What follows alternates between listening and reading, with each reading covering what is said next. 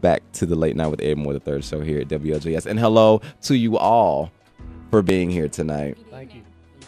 I thank you all so much that you all took time out of your day and took time out of your schedules to be a part of this. So let's just go ahead and let's get right into this. I want to know from each and every one of you, what does it mean to be Caucasian in this country? I asked the same question to the African American panel when we did our show on the African Americans on October the 5th. I asked the Latinos when we did the Latino show on the Latino community on October the 12th. And now I want to ask you all, what does it mean? What does it really mean to be white in America?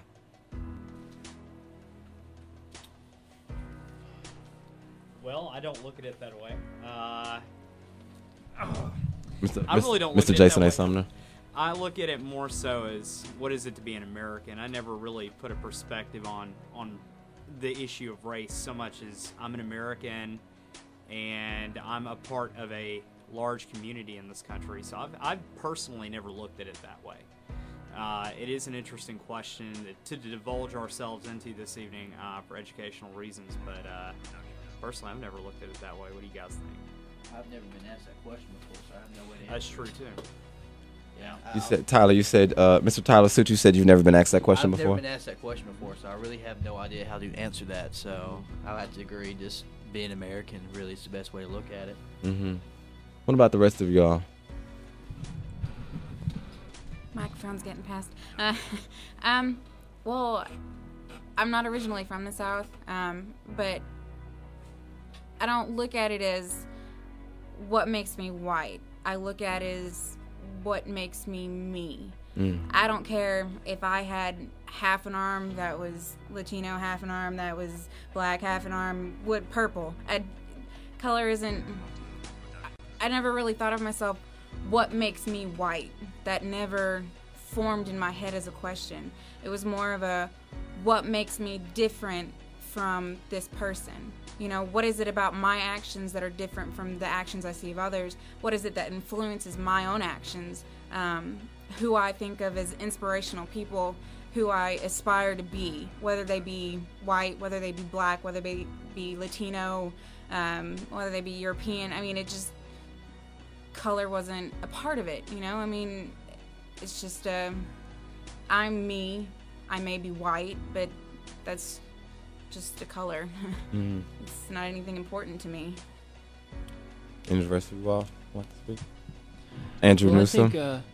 I think it's difficult, Ed, to speak for the whole white community. I mean, just in this room, right? We have people from Atlanta, people from Illinois, people from Huntsville, Alabama, and we all have very different pasts, very different experiences, and very different heritages. I know as far as relating with minority races, that people from the South, we deal with it more often. There are simply more African Americans in the South, so we may have a different experience about trying not to relive some of our past mistakes. But I can't say to speak for the whole white community. I think it's just important not to belittle or degrade any race for any reason, whether that's a white person belittling an African American or vice versa. Mr. Kenny Griffin? You use the term Caucasian, and it's such a loose term because it encompasses all types of European races who came together to make the America that we know today. And so what I look at is the people who built this country, and it also includes Indians, it includes Spaniards, it includes English. So there's a whole group of people that are represented under this term that doesn't necessarily fit each one of our backgrounds.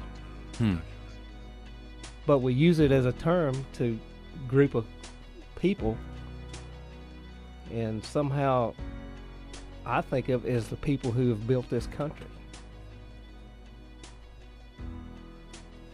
All people Who have built this included country. in that group, in race, that group. whether Okay. they were Europeans or Indians. Indians or Absolutely. whatever. Okay. Mr. Andrew Holderfield. Well, the whole question is just, absurd to label ourselves and classify ourselves as white. Mm-hmm. I mean, it's just, whatever labels we want to put to it, it's different for each one of us. It doesn't really, I like Bruce Springsteen and, I ate at Taco Bell and, you know what I mean? I can't dance very well, so... is that the kind of white we're talking about, or are we talking about, because I can't to be dance. honest with you, I there can't is dance no, either. there's not a white connection between me and my friends. We're not a white community. We don't hang out together because we're white. Mm-hmm. There is a black community. There is a Latino community, but there's not really a white community. Well, Mm-hmm. I wouldn't say that it's considered a white community like you were saying. I do think there is one, though. I think that society has labeled the suburbs white community. Regardless of if there's a Latino or African American living in the community, they're considered white because they've lost their sense of community through what we label or society labels as a black or Latino community. Now, whether I think that's true, no. You have white people living in black communities. You have black people living in Latino communities. You have chickens living in my neighborhood. To me, it's there. Society has labeled it that way. I don't like it personally. I look at it as if this person is living in this community, well, what makes them live in that community? What did they do or didn't do to cause them to be living this sort of life? I look at it as more of who the person is and what their actions were in the past, whether it be what it defined them as and what it taught them to be and made them a better person, or if they're using it because they can. Like it's a sense of power to them. Oh, well, I grew up this way and I have this, that makes me okay for this. This is my right for this because I did this or I have that. That's not how I look at it. I look at it as we're people. We all generally came from the same place. I can trace my family heritage back to the Mayflower. What does that get me here? A sense of more Americanism than any of you else? Just because I can do that with my family, how does that make me more American? I don't look at it that way. I look at it as, I greatly do think of, I love America. I love what we stand for. I love what our people stand for. And that's a people as a whole. That's everyone inside America. You're here because you want to be here, because you want what America has to offer, not because you're white, black, Latino, Jewish. It doesn't matter to me. It's who you are. What are some of the stereotypes and stigmas towards the white community? As I said, everyone has them. We have them in the African American community. As our panel of Latino guests last week, they mentioned that it's in their community as well. What are some of the stereotypes and stigmas in the white community? Well, we do have to address the fact that there are many in the South. Typically, a gentleman in the South with a Southern accent, white, you can look back and say, well, that individual, there's this impression that there may be a sense of prejudice that goes along with that in some aspects. Especially some people will take that to be an actual case, which is not true. The cultural identity of Southerners has changed so much in the past 40 years. We can look at different examples, but it really comes down to your raising, your rearing from your parents. What heuristics make up your personality, how culture as a whole has impacted you within your family and within the community and environment in which you are reared. And that really is what defines a person nowadays. And regardless of race, this applies to everybody. It really comes down to the culture we as a whole share. And it is different. Amongst different groups, you have different cultures. And it's important to understand that diversity. That diversity is the strength of our nation. But it can also lead to conflict, and it can lead to other cases of violence and aggression in certain situations, and that would explain some of the past. Typically, when you have two groups that don't see, they want the same goal, but they don't have the same idea of how they're going to achieve that goal. You have issues. So that would explain some of it. And I know I'm all over the place with answering your question, but honestly, when I define myself as where I've come from, how my mother and father raised me to be, what I hope to be, and how I want to see myself when I have a family of my own, and when I pass on what I've learned to my children. How will they interact with others in this world? How will I treat others during my lifetime? And what will I pass on? Not only to my family, but to my community, to the place I live, and hopefully, to the nation as a whole. What impact as a person can I make, especially in regards to the issue of race? I want to be a person that is fair and just, and I think nowadays that is the norm. Most people raise their children to be accepting, and to not look at the issue of color, race, or religious orientation, sexual orientation. Those things, those aren't the big issue nowadays.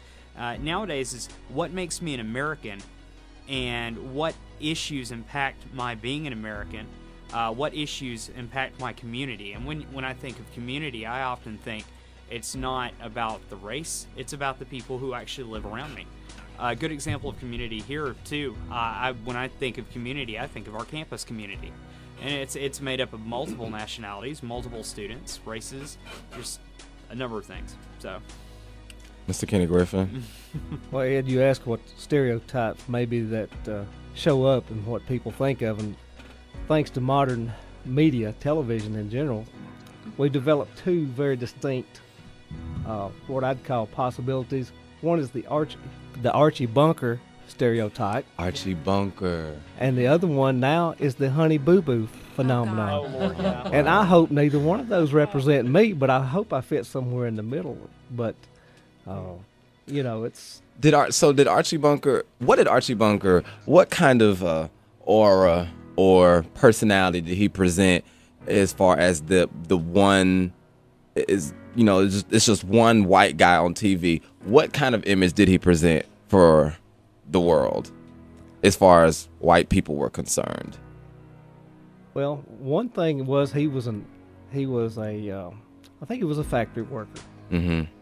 And there's a lot of innuendos in television that you never actually see, but what most people will remember is that he was a cranky old guy that sat around and told some very blunt jokes or blunt comments.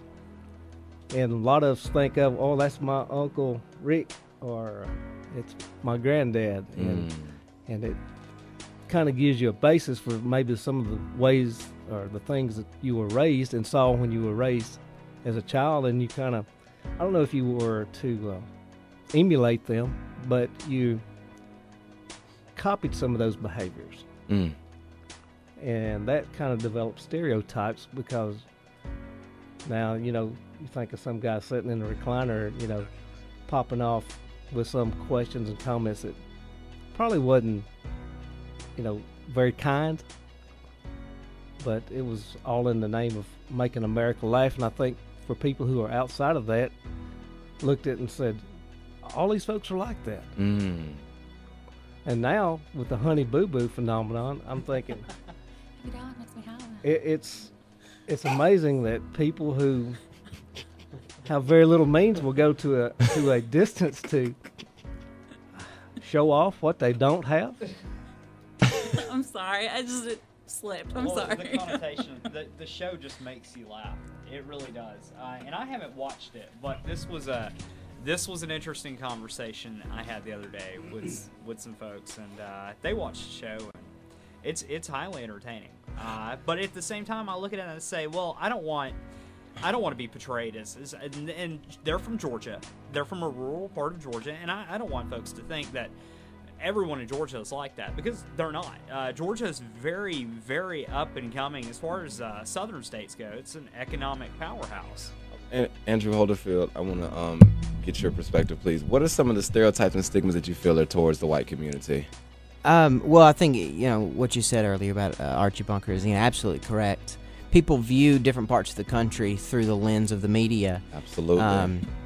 And whenever I go to other places and they hear that I'm from Alabama, a lot of times they bring up the what's his name, Antoine, the guy from Huntsville who made the